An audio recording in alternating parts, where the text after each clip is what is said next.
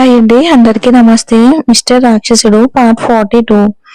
అసద్ని కొట్టి కోపంగా వెళ్లిన విరాజ్కి అర్జున్ నుండి ఆ టైంలో కాల్ రావడంతో ఆలోచిస్తూ కాల్ లిఫ్ట్ చేయగానే అర్జున్ చెప్పింది విని సీరియస్ గా అర్జున్ చెప్పిన దగ్గరికి వెళ్ళిపోయాడు. విరాజ్ కార్ దిగి వెళ్తూనే అక్కడ ఉన్న అర్జున్ తో చాలా కోపంగా, నీకు ముందే చెప్పాను కదా అర్జున్, జాగ్రత్తగా ఉండమని. నాకు నా ఫ్యామిలీకి ధనంజయ నుంచి చాలా వాల్యుబుల్ ఇన్ఫర్మేషన్ కావాలి. వాడు పియ్య మనుషులతో వచ్చి వాడిని తప్పించేంత వరకు మీరేం చేస్తున్నారు? అసలు ఇంత ఇర్రెస్పాన్సిబిలిటీగా ఎలా ఉన్నారు అంటాడు. విరాజ్ కోపం ఏ రేంజ్ లో ఉంటుందో అర్జున్ కి అయితే ఒక ఐడియా ఉండడంతో, మా టీం ట్రీట్మెంట్ చేయించి తీసుకుని వస్తూ ఉంటే మధ్యలో ధనంజయ్ మనుషులు వెహికల్ ఆపేలా చేసి ధనంజయ్ని తీసుకుని వెళ్ళిపోయారు అంటాడు అర్జున్. విరాజ్ ఆ ఆ టైంలో వాళ్ళు ఏం చేయలేకపోయారా అని అంటాడు కోపంగా. అంత కష్టపడి పట్టుకున్న ధనుంజయ్ ఇలా తప్పించుకోవటం అర్జున్ కి కూడా చాలా బాధగానే ఉంది.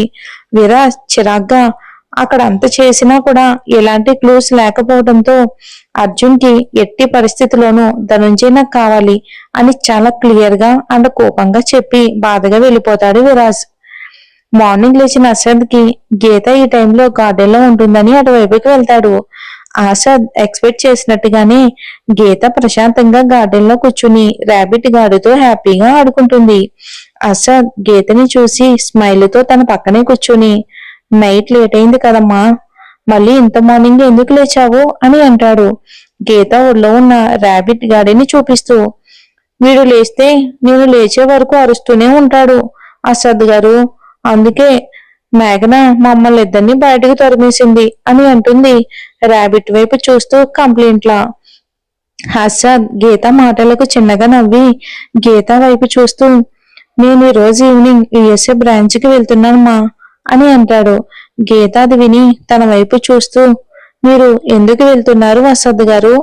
వేరే ఎవరినైనా పంపించొచ్చు కదా, మీరు వెళ్తే మిమ్మల్ని నేను చాలా మిస్ అవుతాను అంటుంది ఇక సిన్సియర్ గా. అసద్ గీత మాటలకి హ్యాపీగా ఫీల్ అవుతూ, నువ్వు నన్ను నిజంగానే మిస్ అవుతావమ్మా అని అంటాడు. నేను మిమ్మల్ని నిజంగానే మిస్ అవుతాను అసద్ గారు. నిజానికి నేను ఎవరిని కూడా నాకు దగ్గరగా రానివ్వను, కానీ Viraj sir and Viraj sir ఫ్యామిలీకి నాకు ఒక ఫ్యామిలీ ఉంటే ఇలానే ఉంటుంది అనేంతలా ఎలా దగ్గరయ్యానో తెలియకుండానే దగ్గరైపోయాను. అలాగే మీతో ఈ బాండ్ కూడా చాలా కొద్ది రోజుల్లోనే ఏర్పడింది అంటుంది. అసద్ గీత మాటలు వింటూ, నేను మళ్ళీ వస్తానమ్మా, అలాగే నేను రోజు కూడా కాల్ చేస్తాను కూడా అని అంటాడు. గీత ఏ మాత్రం బాధపడకూడదు అని. అంతలో మేఘన కోపంగా గీత అంటూ ఒళ్ళంతా మట్టితో వచ్చి గీత ముందు నిలబడింది మేఘన. మేఘన వైపు చూసిన గీత పెద్దగా నవ్వుతూ, ఏంటి అవతారం అంటుంది.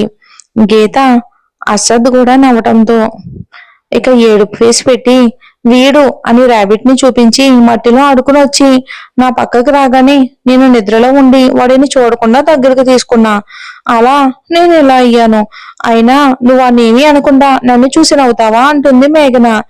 గీత నవ్వు ఒప్పుకుంటూ, ఓకే నేను దీనికి సొల్యూషన్ చెప్తాను అని పక్కనే మొక్కలకి నీళ్లు పోవడానికి పెట్టిన ట్యాప్ తీసుకుని గీత ఏం చేస్తుందా అని చూస్తున్న మేఘనపై ఫోర్స్ గా నీళ్లు కొడుతుంది గీత.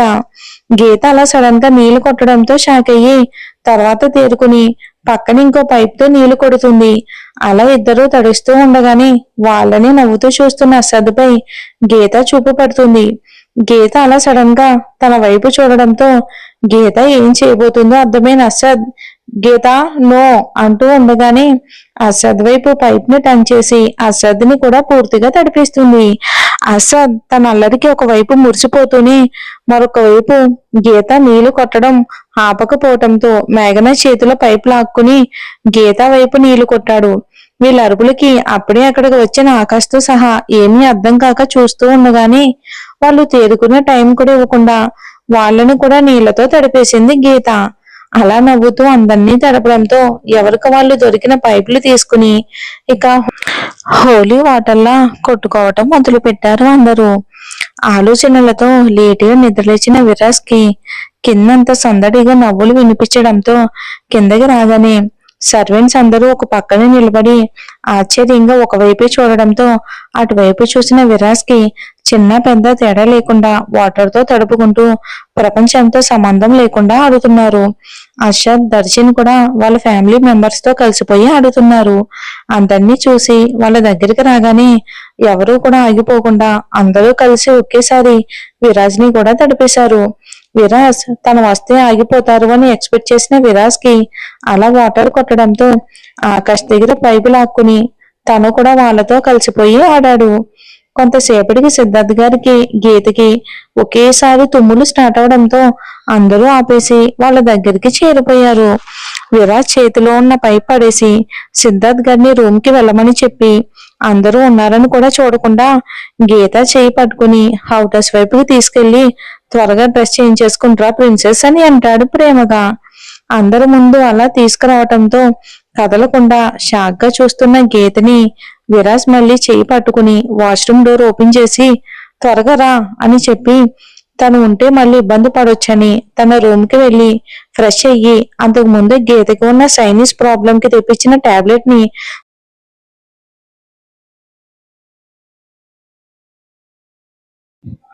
ఇక అందరూ కూడా సైలెంట్ గా ఉండిపోయారు.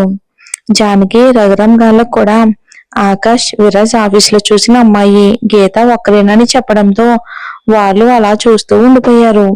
అసాదికి మాత్రం గీతకి ఎలా ఉందో చూడాలి అనిపిస్తున్న విరాజ్ గీత దగ్గరికి వెళ్లడంతో గీతని విరాజ్ చూసుకోగలడని తన రూమ్ లోకి వెళ్ళిపోయాడు. విరాజ్ గీత దగ్గరికి వెళ్లేసరికి గీత అప్పుడే వాష్రూమ్ నుంచి తల తుడుచుకుంటూ వచ్చిన గీతని చూస్తూ గీత చేతిలో టాబ్లెట్ పెట్టాడు వేసుకోమన్నట్టు. గీత గారంగా నాకు వద్దు విరాజ్ సార్, హచ్ హచ్ అని తుమ్ములు ఆగకపోవటంతో విరాజ్ టాబ్లెట్ ఓపెన్ చేసి గీత నోటి దగ్గర పెట్టడంతో గీత మింగగానే వాటర్ చేతికి ఇచ్చాడు.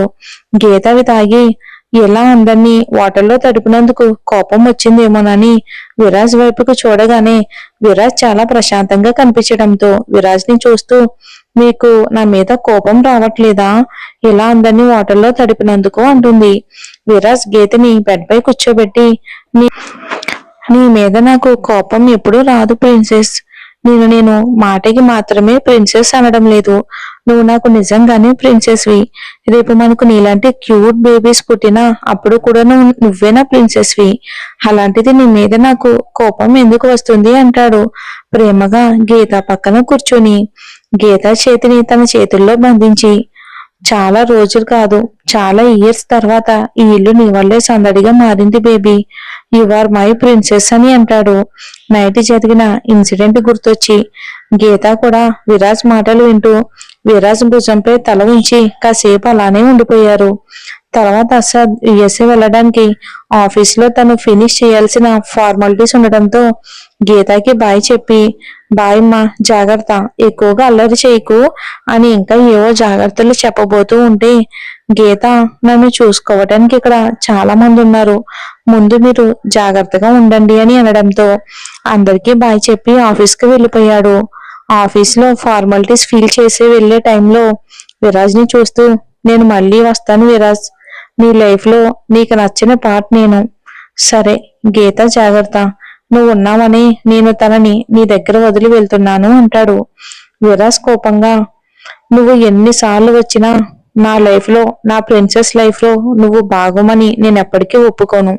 అండ్ మోర్ ఓవర్ నా ప్రిన్సెస్ ని ఎలా చూసుకోవాలో నాకు బాగా తెలుసు, అలానే నువ్వు చెప్పాల్సిన అవసరం కూడా లేదు. అలాగే Geetha is only mine, my princess, you remember it అని అంటాడు కోపంగా విరాజ్.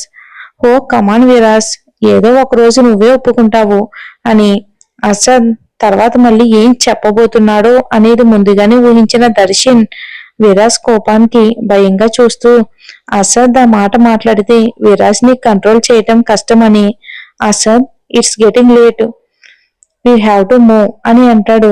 అసద్ ని అసలు మరో మాట మాట్లాడకుండా విరాజ్ దగ్గర. అసద్ విరాజ్ వైపు ఒకసారి చూసి వెళ్ళిపోయాడు.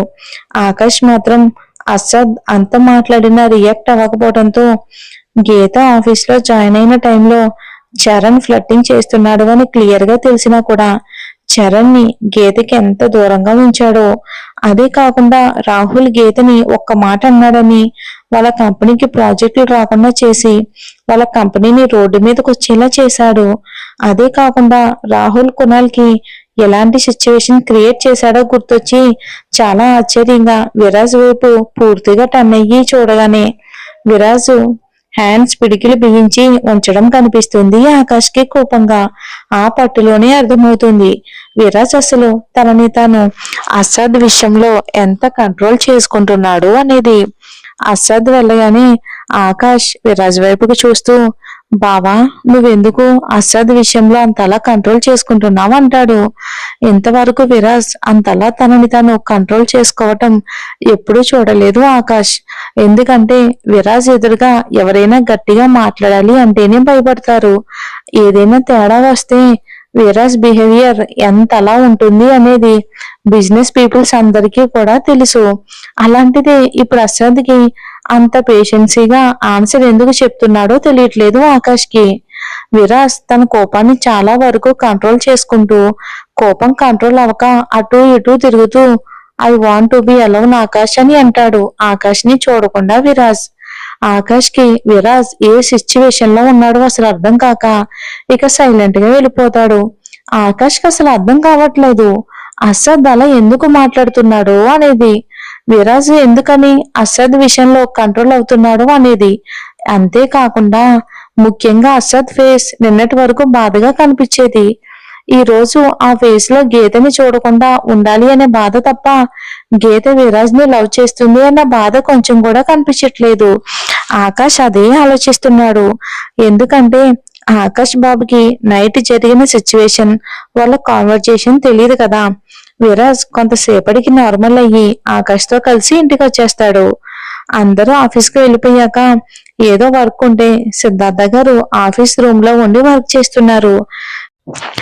గీత విరాజు సడన్ గా అందరి ముందు అలా తీసుకురావడంతో వాళ్ళు ఏమనుకుంటారు అన్న భయంతో ఆగిపోతే మేఘన అదేం పట్టించుకోకుండా గీతను బలవంతంగా లలిత గారు వాళ్ళ దగ్గరికి తీసుకొచ్చింది. బోరు కొడుతుంది అని వాళ్ళ ముందు నర్వస్గా ఉన్న గీతని చూసి తన భయం అర్థం చేసుకున్న లలిత గారు నార్మల్ గా మాట్లాడడంతో గీత కూడా ఫ్రీ అయ్యి వాళ్ళతో ఎప్పట్లాగే మాట్లాడడం మొదలు పెట్టింది. అలా మాట్లాడుతున్న గీతకి సడన్ గా ఏంజల్ విషయం గుర్తుకు రావడంతో సిద్ధార్థ గారు కూడా అక్కడ లేకపోవడంతో ఆంటీ నాకు అభి శశిరేఖ గారి లవ్ స్టోరీ చెప్పరా అంటుంది. వాళ్ళ లవ్ స్టోరీ తెలుసుకోవాలని ఉంది అంటుంది. దానికి లలిత గారు నవ్వుతూ ఇప్పుడు ఎందుకురా అంటే గీత ప్లీజ్ ప్లీజ్ ఆంటీ అని బ్రతిమలాడడంతో లలిత గారు వాళ్ళ లవ్ స్టోరీ చెప్పడం మొదలు పెడతారు. మరి చూద్దాం.